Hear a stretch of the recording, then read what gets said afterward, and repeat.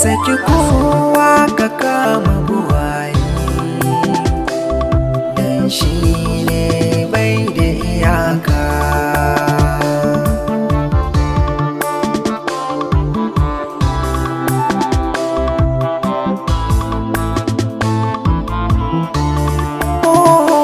In zalunci aka makai haƙuri, duk wanda ya cutar da kai za ya gani.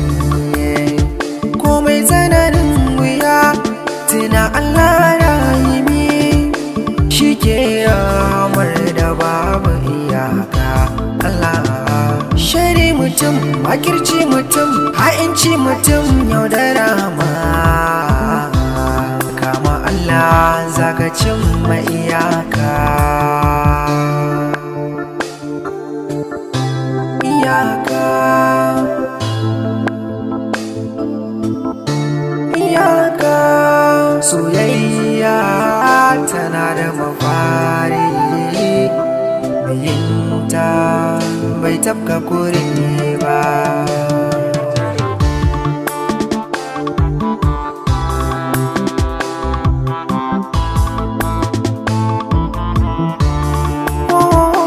Ka saki kowa,